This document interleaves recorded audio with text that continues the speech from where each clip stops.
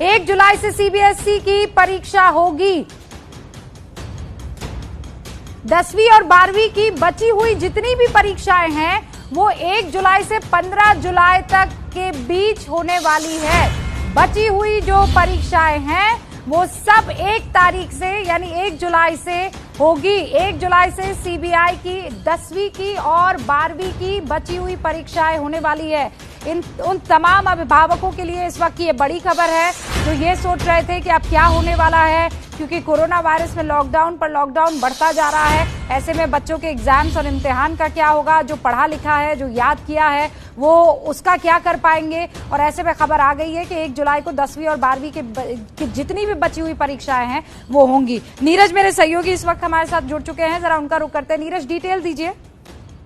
जी बिल्कुल, मैं आपको बता दूं कि खुद केंद्रीय शिक्षा मंत्री रमेश पोखरियाल ने ट्वीट करके इसकी जानकारी दी है कि 1 जुलाई से लेकर 15 जुलाई के बीच में जो 10वीं और 12वीं की जो सीबीएसई की बची हुई परीक्षाएं हैं वो आयोजित की जाएंगी। अभी जो टाइम टेबल आना बाकी है कि किस डेट में कौन सी परीक्षा होगी, लेकिन अभी तक जो जानकारी है कि एक जो ऑफिशियल जानकारी आई है 1 जुलाई से 15 जुलाई के बीच में होंगी, क्योंकि अभी तक 12 ऐसे सब्जेक्ट हैं जो 12वीं के बचे हुए हैं जिनकी परीक्षाएं होनी है और करीब 8 ऐसे सब्जेक्ट हैं जो 10वीं की परीक्षाएं होनी बाकी हैं। तो ये 10वीं और 12वीं की जो बची हुई परीक्षाएं हैं वो होंगी। अब इसमें एक इम्पॉर्टेंट बात ये भी है कि 10वीं की जो परीक्षाएं होंगी, पहले ये कहा गया था कि 10वीं की देश में और कहीं परीक्षाएं नहीं होगी, केवल दिल्ली में नॉर्थ ईस्ट जिले में जहां पे बवाल हुआ था उन जिलों की जो परीक्षाएं रद्द की गई थी वही होंगी। अब यहाँ पे थोड़ा सा क्लियरिफिकेशन आना अभी बाकी है प्रशासनिक कि केवल जो 10वीं की बची हुई परीक्षाएं उन्हीं जिलों उसी जगह पे होगी या पूरे देश में भी जो बाकी परीक्षाएं होगी, थोड़ी देर में क्लियर हो जाएगा। लेकिन एक चीज और तय हो गई, 12वीं की जो परीक्षाएं बाकी हुई थी 12 सब्जेक्टों की, वो तय हो गया है कि 1 जुलाई से 15 जुलाई के बीच में होंगी।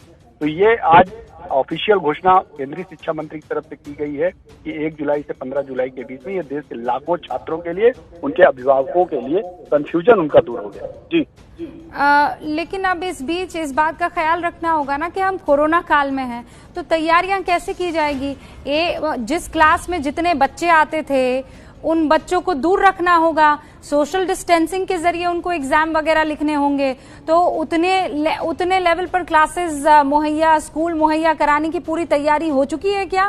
फिर उतने ही आपको टीचर भी चाहिए होंगे। देखिए बिल्कुल, अभी फिलहाल समय है, अभी 2 महीने का समय है। निश्चित रूप में सीबीएसई कोई ना कोई इसका इंतजाम करे। सीबीएसई के सचिव से भी जब मेरी बात हुई थी तो उन्होंने भी इस बात का जिक्र किया था कि जब भी परीक्षा हम आयोजित करेंगे तो पूरी तैयारी के साथ करेंगे और निश्चित रूप से जो भारत सरकार के एमएचए की गाइडलाइंस है उसके अनुसार करेंगे।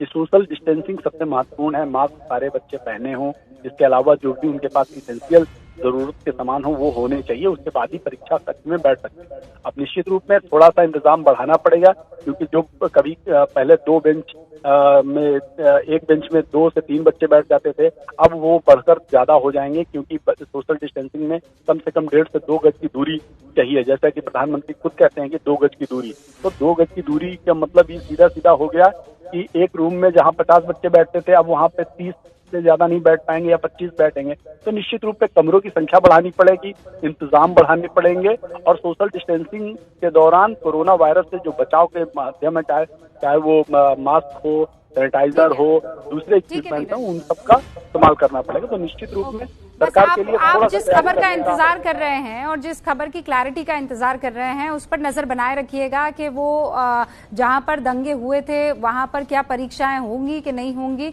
उस पर भी हम आगे डिटेल लेंगे। नीरज, फिलहाल बहुत बहुत शुक्रिया इस जानकारी के लिए। ये राहत की खबर, बड़ी खबर उन तमाम अभिभावकों के लिए जिनके बच्चे सीबीएसई की 10वीं और 12वीं की परीक्षाओं का इंतजार कर रहे थे। तो 1 से 15 जुलाई के बीच में ये बची हुई परीक्षाएं होंगी।